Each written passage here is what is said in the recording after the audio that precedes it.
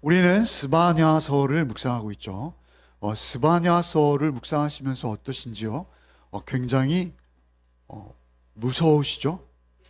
예, 무섭습니다. 무섭고 또한 무겁습니다. 왜 그렇습니까?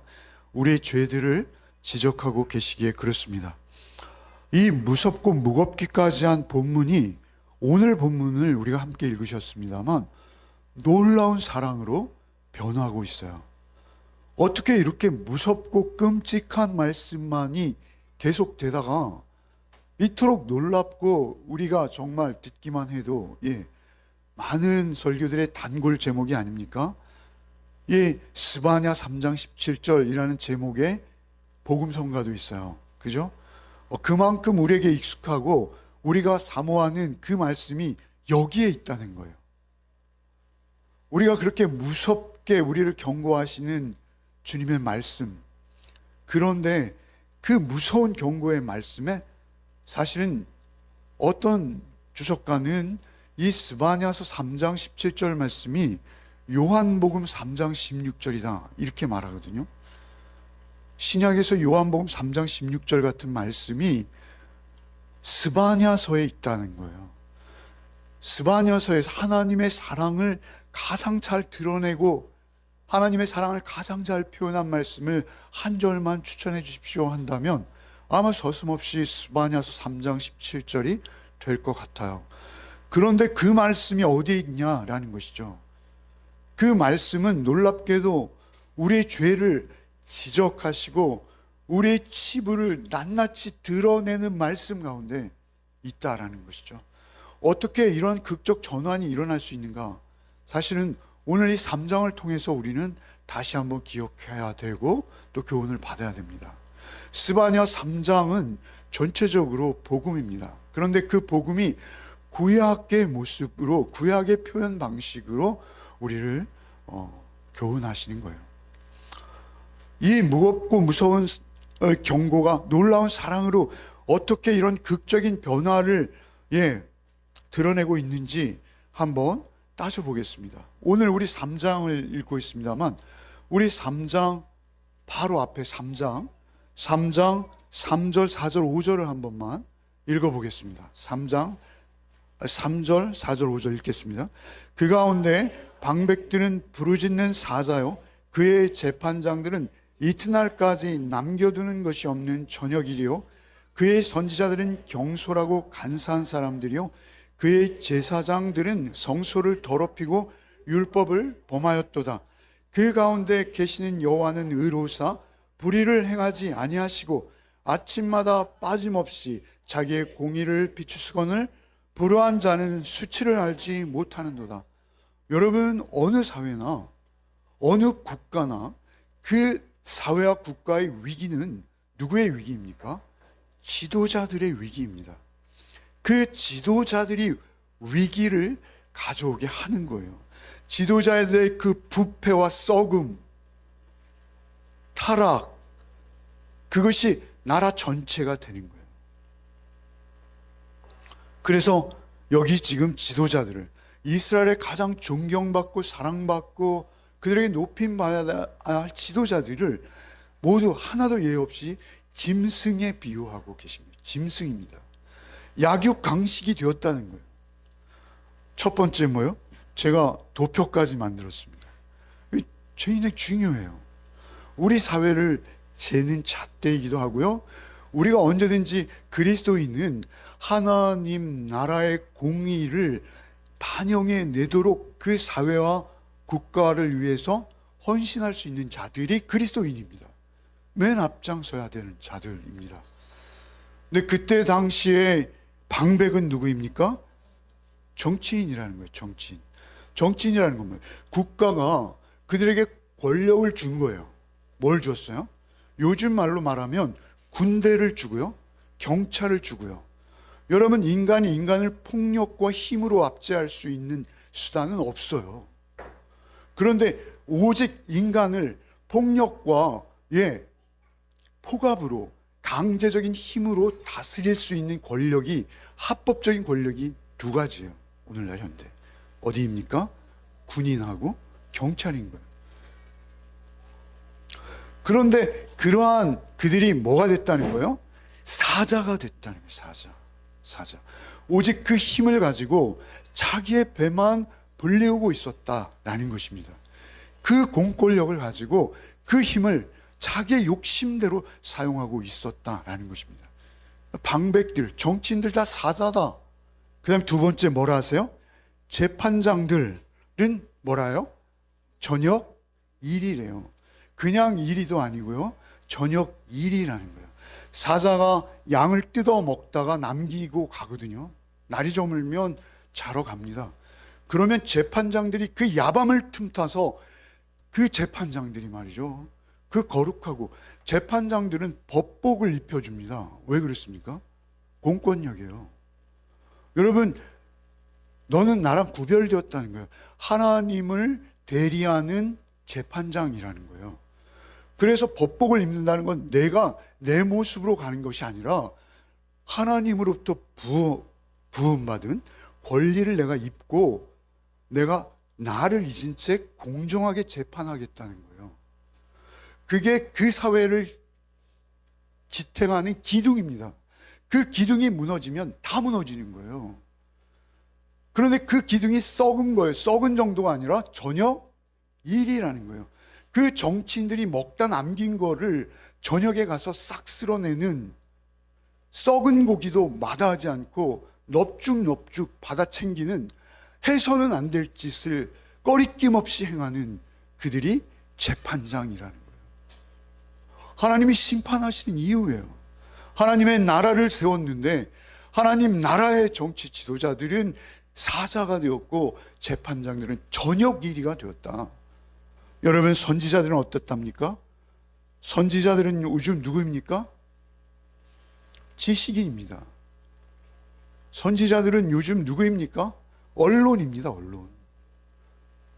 여러분, 무언가 백성들을 깨우치고 각성하고 그들을 바른 길로 나가도록 길잡이 역할을 해야 되는 것이 선지자인 것이죠. 하나님의 나라에서의 선지자는 하나님의 말씀을 대언하며 길을 제시하는 자가 선지자인 거예요. 그런데 그들이 뭐가 됐다고요? 경솔하고 간사하다는 거예요. 경솔하다는 건 뭐예요? 아주 가볍게 쳐시는 거예요. 자기 이해관계에 따라 이쪽에 붙었다, 저쪽에 붙었다. 지조가 없는 거예요. 기준도 없는 거예요. 여러분, 경솔하고 간사하다는 건 뭐예요? 간사하다는 건 간에 붙었다, 쓸개 붙었다 한다는 거예요. 간사하다는 거예요. 제사장들은 누구입니까? 종교인이에요. 저 같은 목사입니다. 목사. 근데 그 당시에 제사장들이 뭐라는 거예요? 성소를 더럽히고 율법을 범했다. 성소를 더럽혔다라는 건 뭐예요? 제사장들이 세상의 우상들과 온갖 더러운 탐욕을 성소 안으로 끌어들인 거예요. 끌어들인 거예요. 성소를 더럽힌 거예요. 성소를 더럽히고 율법을 범하는 거예요. 하나님의 율법은 하나님 사랑, 이웃 사랑입니다. 특별히 이웃 사랑입니다. 그런데 그 하나님의 공의와 사랑으로 이웃을 섬기고 돌보아야 할 그들이, 종교인들이 탐욕에 쩔어서 정치인들과 야합하고 그 상태인 거예요. 똑같은 것입니다. 그래서 백성들이 어떻게 되었다는 거예요? 맥없이 손을 늘어뜨렸다는 거예요. 백성들은 저항할 수도 없고요, 하나하나 개인으로 보면요, 어찌할 수단이 없는 시대입니다. 여러분, 14절, 15절, 16절을 오늘 본문인데요, 한번 읽고 마치겠습니다. 읽겠습니다. 시온에 따라 노래할지어다, 이스라엘아 기쁘게 부를지어다, 예루살렘 따라 전심으로 기뻐하며 즐거워할지어다. 여호와가 내 형벌을 제거하였고 내 원수를 쫓아냈으며 이스라엘 왕 여호와가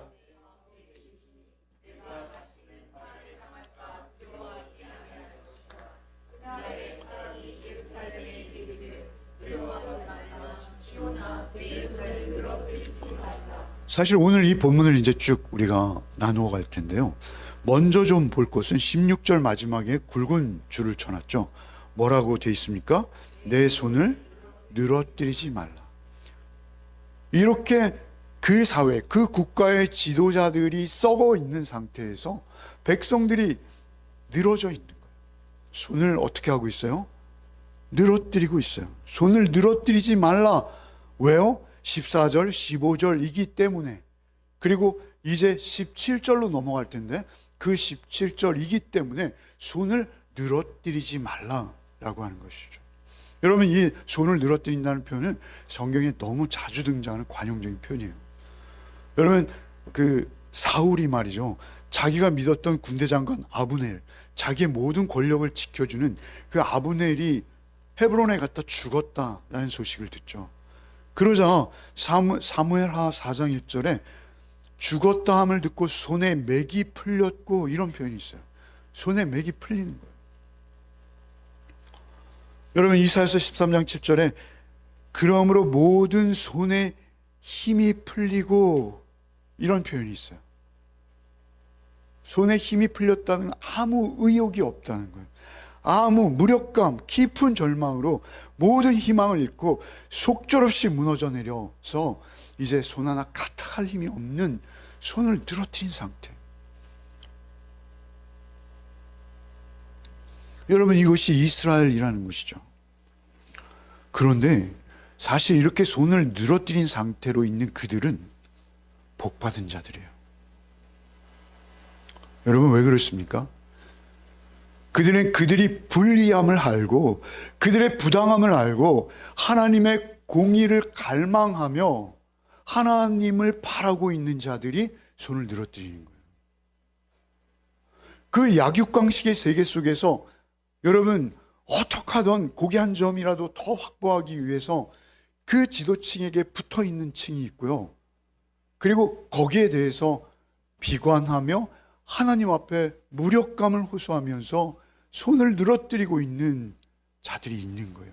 사실 손을 늘어뜨리고 있는 것이 굉장히 무력하고, 나약하고 비루하다, 이렇게 봐서는 안 돼요. 하나님은 그들을 뭐라 부르십니까? 남은 자라고 부르세요. 남은 자.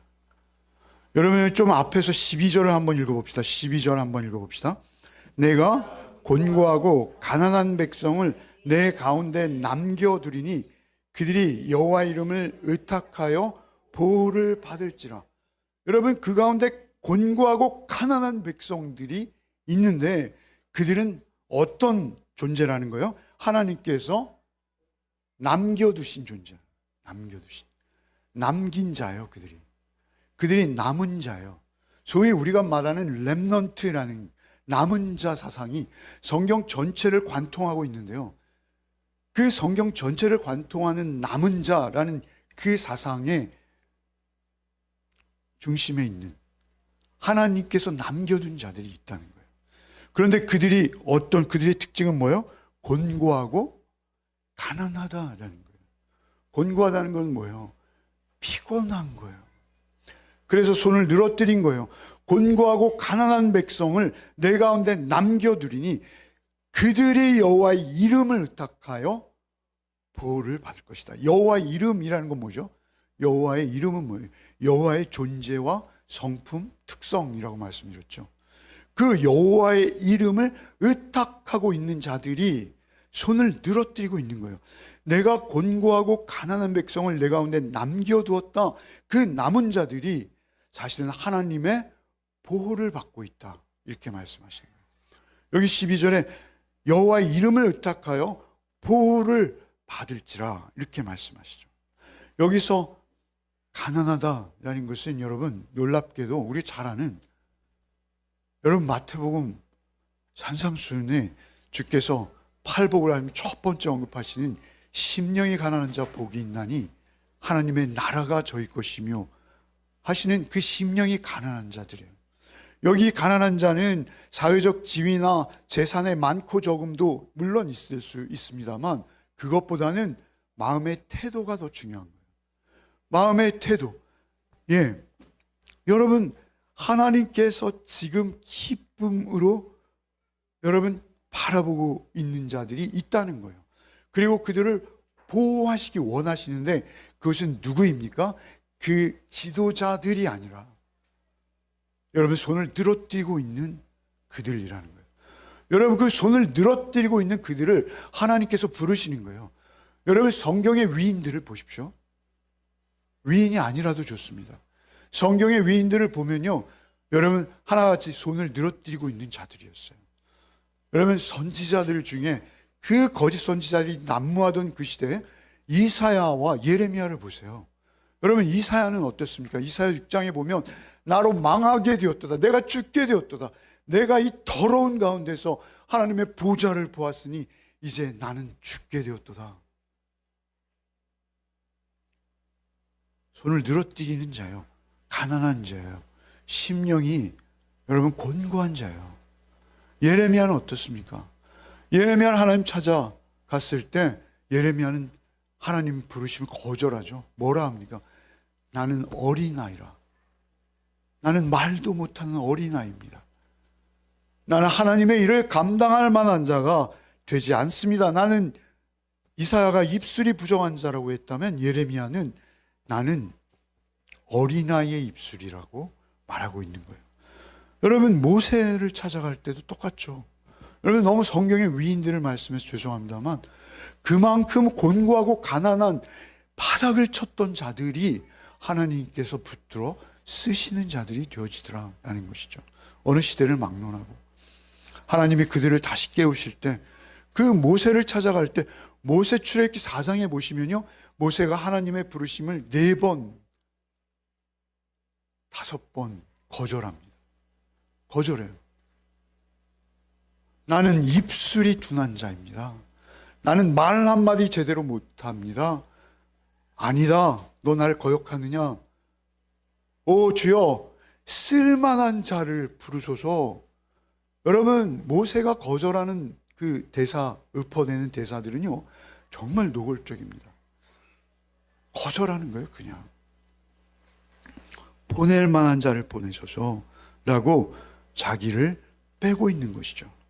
여러분, 엘리야가 하나님 앞에 부름받아 사용받았습니다만, 엘리야가 여러분 그 이세벨, 아합의 여왕이죠. 아합이 실권을 가진 왕이지만 이세벨이 통치하던 나라였습니다. 그 이세벨에게 쫓겨서 내가 이제 죽을 수밖에 없구나, 이제 나 하나밖에 안 남았는데 하나님, 내 목숨은 하나님 거둬주십시오 라고 할 때 하나님께서 뭐라 하십니까? 너 말고 7천이나 있어. 하나님은 7천이나 보고 계신 거예요. 하나님은 7,000명이나 보호하고 계신 거예요. 7천이라는 숫자는 7이라는 완전수에 1000이라는 많다라는 의미를 곱한 거예요. 7천은 6,999명이 아니라 7,000명, 이게 아니고요. 너 아니라도 지금 손을 늘어뜨리고 있고 아무런 무력감에 사로잡혀서 곤고히 앉아 있으나 내 사람, 내가 보호하고 내가 지금 지켜내고 있는 자들이 이 나라에 7천이나 있단다 라고 하나님이 엘리야에게 말씀하시는 거예요. 여러분, 놀라운 것은 하나님께서 그 시대에 하나님의 사람으로 부르는 것은 그 시대의 고관들이 아니었어요. 여러분, 놀라운 것은 종교적으로 내놓으라 하는 자리에 있는 자들이 아니었습니다. 오히려 가난하고 남겨둔 자, 손을 늘어뜨리고 있는 자들을 구루터기와 같이 이미 잘려나간 것 같은 그 나무 그 뭐죠? 구루터기 있지 않습니까? 이사야서의 말씀 그대로인 거예요. 그 이미 베어내버린 같은 그 자리에서 하나님은 다시 씨를 받으시는 거예요. 그리고 그 씨를 뿌리게 하시는 거예요. 여러분, 이것이 하나님의 섭리입니다. 여러분, 노아의 시대에 그 다 타락해서 모든 인류가 멸망받을 수밖에 없는 처지에서 하나님은 노아의 가족들을 남겨주시잖아요. 은혜죠. 은혜입니다. 소돔과 고모라가 불바다가 되어질 때, 여러분, 롯이라는, 사실은 너 이쪽 할래 저쪽 할래 할 때 아시죠? 그 롯 말입니다. 아브라함의 조카. 그를 그 죄 중에도 남겨두시는 거예요. 남겨두시는 거예요. 남겨둔 자들이 바벨론에서부터 돌아오는 거예요. 예루살렘으로. 남겨둔 다 돌아오지 않아요, 여러분. 남겨진 자들이 돌아오는 거예요. 그 남겨진 자들이 하나님의 보호의 대상이라는 거예요. 그런데 그들이 남겨진 이유가 뭐냐는 거예요. 이 16절에 손을 늘어뜨린 자들이 남겨졌는데 남겨진 이유가 15절입니다, 사실. 그 16절 바로 앞에 있는 15절을 우리가 한번 같이 읽어봅시다. 오늘 본문의 핵심입니다, 사실. 15절 한번 읽겠습니다. 여호와가 내 형벌을 제거하였고 내 원수를 쫓아냈으며 이스라엘 왕 여호와가 내 가운데 계시니 내가 다시는 화를 당할까 두려워하지 아니할 것이라 손을 늘어뜨리지 말아라. 이 말씀이 나오는 거예요, 16절에. 여러분, 손을 늘어뜨리지 말아라. 손을 늘어뜨리지 않아야 될 이유가 뭐라는 거예요? 세 가지라는 거예요. 세 가지. 한번 읽어봅시다. 아니요, 다음 페이지. 예, 정리했습니다. 첫째 뭐라는 거예요? 둘째? 셋째? 예. 첫째 뭐예요? 첫째. 이건 신비예요, 여러분. 신비. 성경에 가장 크고 놀라운 신비가 있어요. 하나. 딱 하나입니다. 우리가 죄인인지 아는데 내가 나 같은 죄인의 죄를 사하시고 나를 그 형벌로부터 면해 주시고 나를 건져내시는 은혜, 그게 성경의 가장 큰 은혜입니다. 그 은혜를 입은 자들이 남은 자들이에요. 여러분, 그 은혜를 입은 자, 그 은혜를 입은 자 누구예요? 형벌이 사라진 자. 여러분, 누군가가 여러분, 제가 설교 초두에 그 스바냐 3장 17절이 뭐라고요? 신약에? 요한복음 3장 16절이다. 이런 말을 했다고 그랬죠. 저는 그걸 반대합니다. 아주 유명한 주석가고 저랑 비교도 안 되는 권위 있는 분이시지만 저 그 말을 반대해요. 저는 구약의 3장 16절은 사실은 17절에 있는 게 아니라 여기 15절에 숨겨져 있는 거예요. 15절. 뭐예요? 형벌을 제해 주신 거예요. 그게 요한복음 3장 16절이에요. 여러분, 하나님이 세상을 이처럼 사랑하사 독생자를 주셨으니 이는 그를 믿는 자마다 멸망치 않고 영생을 주려 하시는 거예요. 멸망에서부터 우리를 그냥 건져내시는 하나님의 그 조건 없는 은혜는 어디에 있어요? 15절에 있다는 거예요. 15절. 어떻게 그가 남은 자가 될 수 있었어요? 그가 손을 늘어뜨리고 있을 수 있었던 이유가 있어요. 하나, 그건 무엇입니까? 하나님께서 그를 남은 자로 택하여 주셨는데 그것은 첫째, 세 가지가 그에게 경험되어졌어요. 우리가 남은 자, 렘넌트는 세 가지가 경험되어진 자들이에요. 첫째 뭐예요? 하나님의 은혜를 입은 자들이에요. 죄사함을 얻은 자들이에요. 여러분, 이거보다 더 큰 은혜와 감격과 감사는 없습니다, 여러분. 우리가 이 땅에서 아무리 성공하고 아무리 대단한 위치에 간다 하더라도 여러분, 죄사함을 못 받았다면 그는 그냥 아무것도 아닌 것입니다. 하나님이 우리를 찾아오셔서 우리 죄를 사하셨기 때문에 우린 그리스도인이 되는 것입니다. 그 그리스도인이 된다라는 것은 무엇입니까? 요한복음 3장 16절. 그 여기서 오늘 본문에서는 뭐예요? 형벌이 사함받고인 것이죠. 그 형벌이 사함받고 우리의 죄를 사하시고 나의 형벌을 제하시고, 그리고 두 번째 뭐예요? 원수가 쫓겨났다. 원수가 쫓겨났다. 내 죄사함이, 내가 죄사함, 형벌이 나에게 없어졌다는 것은요, 내 안에 있던 악한 세력이 쫓겨갔다는 거예요. 여기서 역사적인 해석으로 하면 바벨론이 망하는 거죠. 그런데 영적으로 우리가 보면 여기서 쫓겨갔다는 건 뭐예요? 누가 쫓겨간 거예요? 사단이 쫓겨간 거예요. 여러분, 우리가 사죄의 은총을 입고 하나님 앞에 내 죄 사함을, 여러분, 그 은혜를 우리에게 주실 때, 그 은혜가 우리에게 임할 때 우리 안에 악한 생각, 악한 마음, 악한 것들은 추도 발붙일 수 없도록 쫓겨가는 역사가 있는 줄 믿습니다. 쫓겨가는 거예요. 쫓겨가는 거예요. 누가 그걸 알 수 있습니까? 남은 자가 알 수 있는 거예요. 남은 자가 경험하게 되는 거예요. 그 쫓겨가는 은혜가 두 번째 은혜인데, 그 쫓겨가는 은혜는 누구에게만 해당되는 거예요? 형벌을 사함받은 자에게.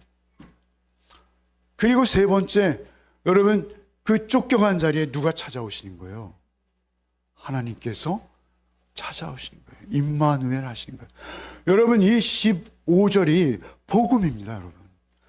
구약에 제가 늘 본문으로 삼고 말씀을 전하면서 구약의 한 절식을 이렇게 본문으로 해석해 드리죠. 여러분, 이거는 형광펜으로 그셔야 돼요. 예, 그셔야 돼요. 여러분, 이게 놀라운 은혜입니다. 여러분, 이것을 우리가 하루하루 경험해 가는 거예요. 하루하루 더 경험해 가는 거예요. 한 번 경험하는 것이 아니라 이 경험을 우리가 꾸준히 해 나가는 것입니다. 여러분, 우리가 구원받았다라는 건 무엇인지 아십니까? 죄 용서함 받은 것이고요. 사실은 죄 용서함 받았다라는 건 무엇입니까? 그것은 내 안에 하나님이 함께 하신다라는 것입니다. 우리 한국교회가 잘못한 게 있어요. 저도 한국교회에 속했기 때문에 그런 신앙교육을 늘 받고 자라왔어요. 그러면 십자가와 부활의 은혜만을 강조하는 복음이 아니라는 것이죠. 복음은 총체적인 거예요. 여러분, 복음은 그 십자가를 경험했다면, 그리고 그 부활의 확신 가운데 하나님의 나라를 살아가는 자라면 그에게는 무엇이 있어요? 하나님의 임재가 있는 거예요. 그래서 그 십자가를 지시고 부활하신 예수가, 그 이름이 뭐예요? 임마누엘인 거예요. 그래서 마태복음 1장은 그 이름을 임마누엘이라 하리라 라고 하시고, 마태복음 28장은 어떻게 끝납니까? 내가 너희와 함께 영원히, 세상 끝날까지 내가 너희와 함께 하리라로 끝나고 있는 거예요. 여러분, 그러니까 복음은 무엇입니까? 복음은 십자가와 부활을 믿는 자에게 임하신 성령님, 그게 구원인 거예요. 여러분, 구원의 완성까지 여러분 우리가 살아내는 것은 무엇입니까? 십자가와 부활의 주께서 영으로 나에게 지금 임해 계십니다. 이것이 우리의 구원이다. 원수가 쫓겨났고 하나님이 나와 함께 하신다라는 것입니다. 여러분, 사실 제가 이 앞에서 굉장히 큰 소리를 치면서 굉장히 자신 있고 확신 있게 여러분 얘기하고 있고, 제가 뭐 성경을 여러분보다 좀 굉장히 많이 아는 것처럼 막 이렇게 하고 있습니다만 다 거짓입니다. 거짓이에요. 여러분, 제가 사실은 성경을 말이죠, 여러분 잘 아는 건 누구냐면요, 여러분일 수 있어요. 여러분, 저는 그냥 성경을 있는 그대로 전하기 위해서 최선을 다하고 있는 것 뿐이에요. 그런데 그 말씀을 해석함을 듣고 내가 그 성령의 도우심으로 그 말씀이 나에게 체화되어져서 내가 그 삶을 살고 있는 것, 여러분, 그게 진짜 복음인 거예요. 말씀을 잘 전한다고 여러분 그렇지 않아요. 제가 자신 있게 말합니다. 왜냐하면 나의 나약함을 내가 알거든요. 여러분, 중요한 것은 그런 게 아닌 거예요. 제가 왜 이 말씀을 드리냐면, 제가 이 17절을 잘못 이해하고 있었기 때문에 그래요. 17절 마지막으로 한 번만 읽겠습니다. 너의 하나님 여호와가 너희 가운데 계시니 그는 구원을 베푸실 전능자이시라. 그가 너로 말미암아 기쁨을 이기지 못하시며 너를 잠잠히 사랑하시며 너로 말미암아 즐거이 부르며 기뻐하시리라 하리라. 여러분, 제가 주보를 다 작성하고 주보를 전사님에게 드립니다. 먼저 토요일 오후 2시까지 꼭 넣으려고 하는데 잘 안 될 때가 있어요. 제목도 잘 안 나오고요. 그리고 설교 전체의 핵심이 잘 안 쓸 때 굉장히 저는 나름대로 이제 고민하면서 시계를 계속 쳐다보고 있습니다. 그러다가 2시 땡하고 못 넣고 뭐 이렇게 지나서 넣어요. 어제도 역시 땡하고 넣었을까요? 못 넣었습니다. 그래서 좀 지나고 넣었는데 잘못 넣었어요. 그래서 얼른 지웠어요. 그리고 또 넣었어요. 사실 과거에 제가 큰 교회에 있을 때는 물론 큰 교회 주보는 복잡합니다만 주보가 나오면 부교육자 10명이 다 같이 검수를 해요. 그러면 오자 탈자 이런 게 막 나와요. 그러면 그거를 이제 그 주보 마지막 책임자에게 넘깁니다. 그러면 그분이 이제 인쇄소에 넘기거든요. 근데 사실 저는 그냥 저 혼자 다 하기 때문에 늘 틀려요. 늘 틀리는데 하다 보면 그렇게 오차 탈자가 아니라 제가 성경을 뭘 이해해서 틀린 적이 있어요. 어제가 그 경우입니다. 제목이, 설교 제목이 뭐예요? 한번 읽어보시죠. 설교 제목. 예, 너의 하나님 여호와가 너의 가운데 계시니, 이렇게 설교 제목을 정했어요. 그래놓고 제가 주보에 어떻게 쳤냐면 너의 하나님 여호와가 너희 가운데 계시니, 이렇게 쳤어요. 여러분, 이게 어떤 차이인지 아시죠? 여러분, 이게 굉장히 중요합니다. 여러분, 그래서 전사님 지금 웃으셨거든요. 제가 한번 삭제했던 거를 아시는 분은 웃습니다. 근데 너의 하나님 여호와가 너희 가운데 계시니가 돼야 되는데, 너희 가운데 계시니가 돼야 되는데, 제가 두 번째 너의를 너희로 해버린 거예요. 너희는 누굽니까? 공동체예요, 공동체. 그런데 너의는 무엇입니까? 2인칭 단수예요, 단수. 2인칭, 히브리어로 정확히 단수형 2인칭 여성 소유격입니다. 그래서 제가 히브리어를 일부러 또 찾아서 다시 확인하면서 너의 하나님 여호와가 너의 가운데 계시니, 인 거예요. 여러분, 스바냐가 지금 전하고 있죠. 스바냐가 하나님의 마음을 전하는 거예요. 너희 하나님 여호와가 너희 가운데 계시니 그는 구원을 베푸실 전능자셔. 이렇게 스바냐가 전하고 있는 거예요. 하나님께서 직접 말씀하신 거 아니에요. 그러나 이 말씀하신 주인공은 누구세요? 하나님이세요. 사실 이 본문을 정확히 이해할 필요가 있어요. 그냥 우리가 막연하고 피상적으로 이해하는 게 아니라 이 본문의 화자는 누구예요? 말씀하신 1차 화자는 하나님이세요. 그런데 그 1차 화자의 음성을 듣고 누가 전하고 있는 거예요? 스바냐가 이스라엘 청중에게 전하고 있는 거예요. 그런데 이스라엘 청중은 이 음성을 들을 수 있어요, 없어요? 없어요. 아직도 못 듣고 있어요. 그래서 내가 너희 하나님에게 들었어. 너희 하나님이 이렇게 말씀하셨다 라고 전하고 있는 거예요. 이 상황을 우리가 좀 구체적으로 묵상해서 분별할 필요가 있어요. 너의 하나님 여호와가,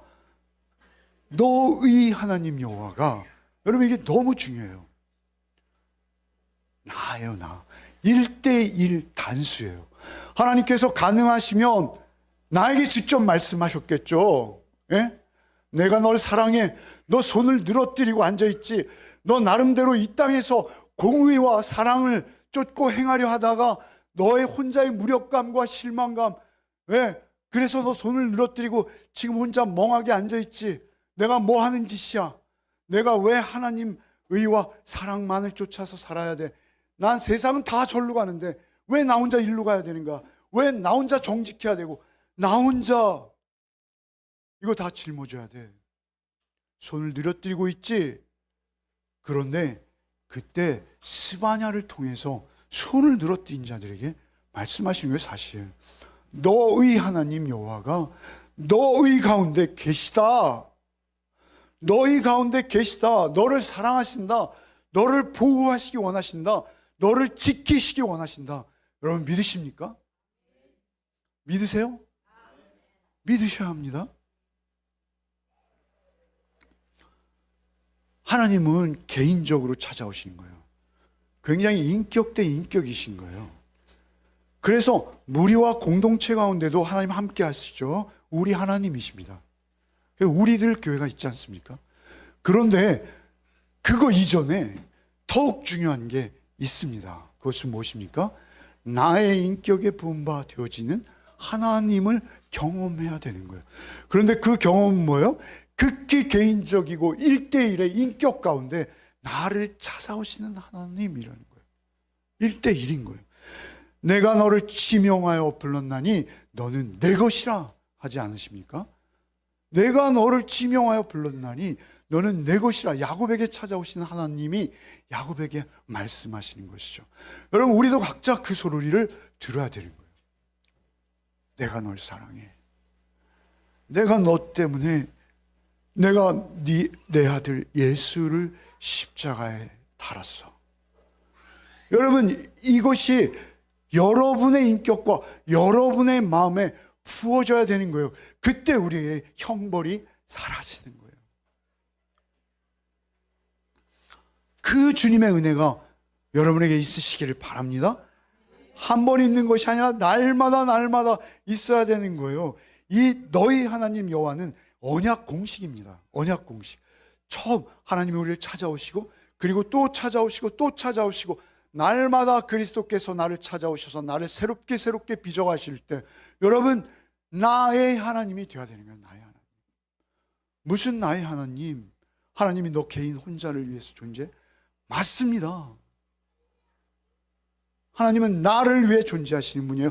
나만을 위해서 존재하시는 분이에요. 나만을 위해서도 기꺼이 당신의 아들을 십자가에 못 박을 수 있는 분이 하나님이세요. 여러분, 그 인격적 경험이 여러분의 날마다 있으시길 바랍니다. 그 경험이 우리를 나되게 하는 거예요. 하나님께서 나를 향해서 너희 하나님이라고 부르는 그 너의 가운데 계신다, 이 가운데는 우리의 마음과 우리의 심장인 거예요. 심장. 우리의 심장, 우리의 영혼의 중심인 거예요. 거기에 하나님이 우리를 찾아오셔서 나는 네 하나님이야 라고 우리에게 날마다 속삭여 주시는 거예요.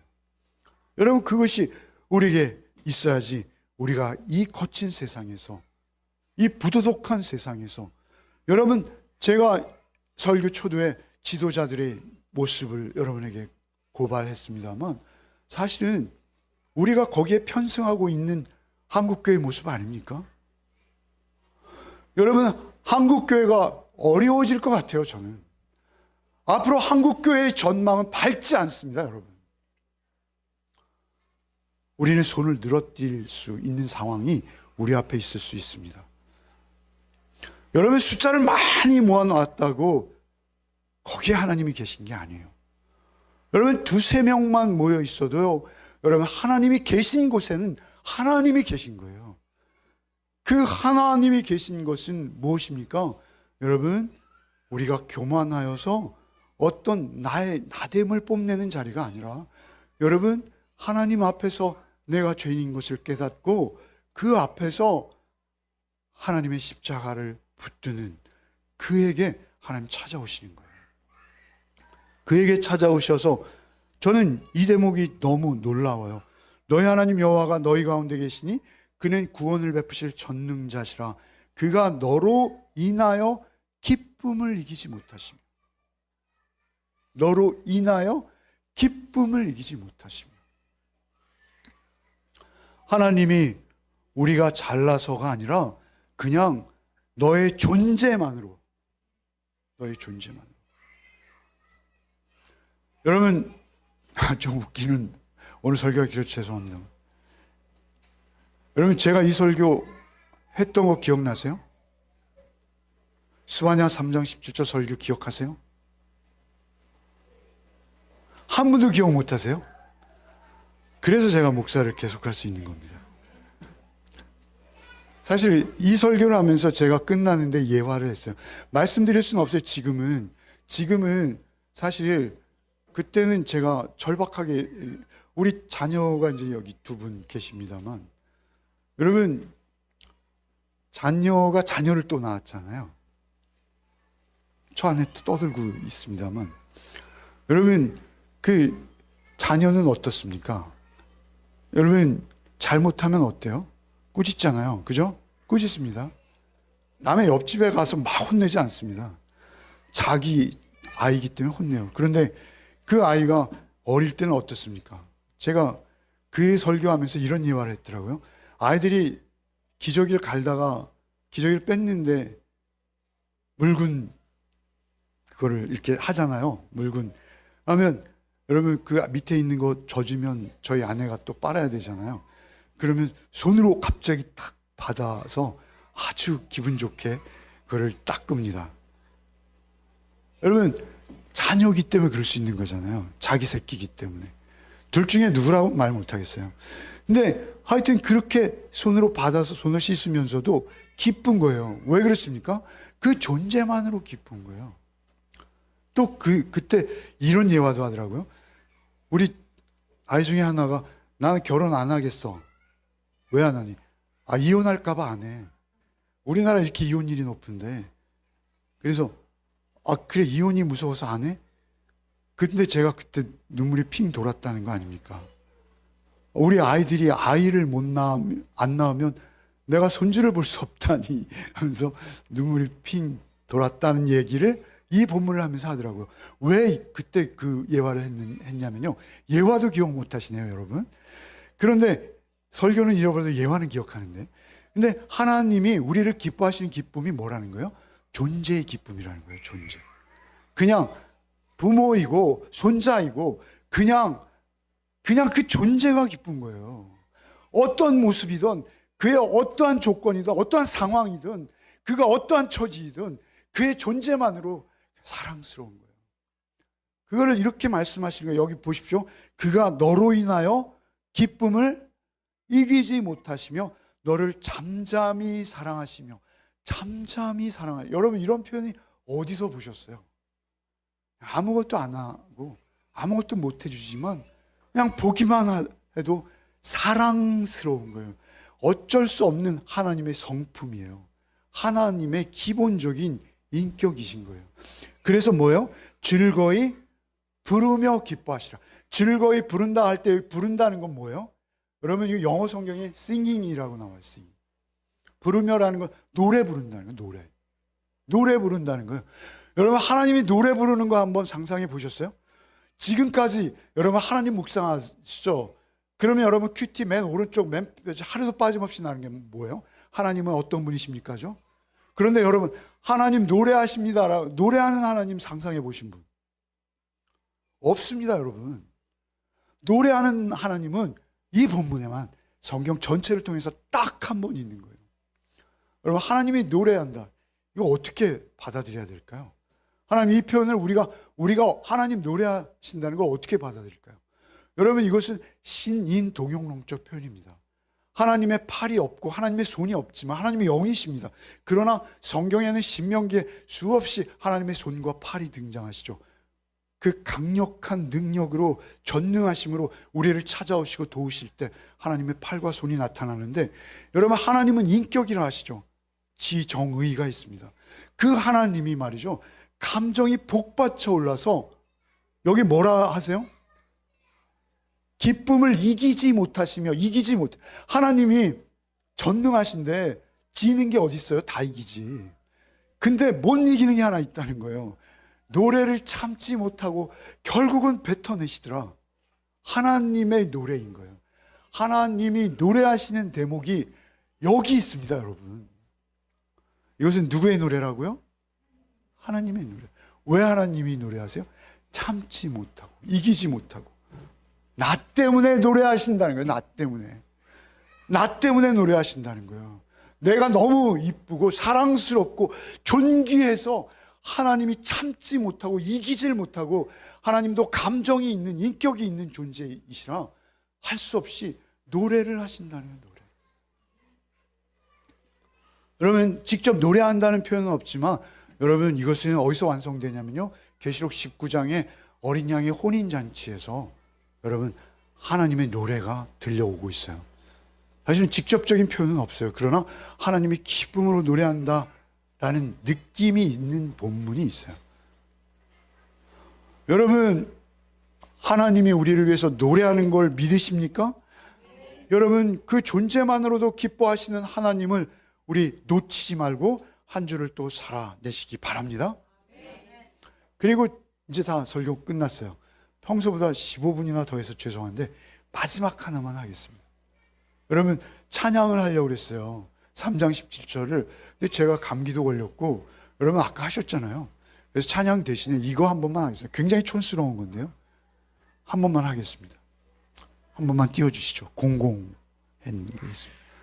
이게 뭐냐면요, 여러분 제 성경책 오른쪽에, 제 성경책이 노트 성경인데요, 그 오른쪽에 조그맣게 이렇게 써 있더라고요. 그래서 이거 제가 이제 성경을 몇 독 했으니까 이렇게 읽을 때마다 이거 그때 뭔가 받은 은혜가 있어서 이렇게 해놨구나 라고 이렇게 써 있어요. 거기에 이 너라는, 오늘 본문 17절에 너라는 자리를 땡땡 해놨죠.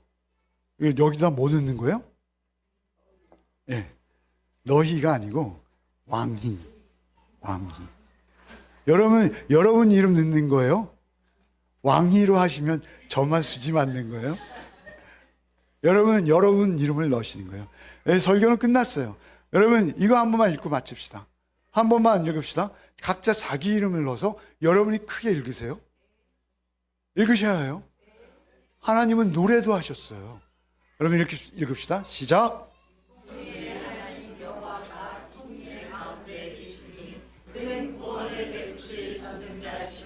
그가 성리로 말미암아 꿈을 이기지 못하며 성리를 잠잠히 사랑하시며 성리로 말미암아 즐거이 부르며 기뻐하시리라 하리라.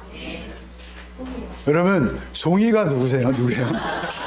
하나님이 송이만 사랑하시는 것 같아요. 다른 사람은 별로 사랑 안 하시는 것 같아요. 여러분 그러면 안 돼요.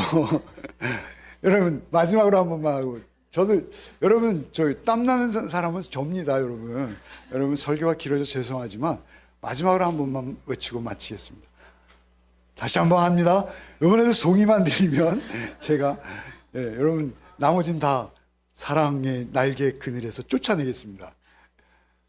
자, 시작.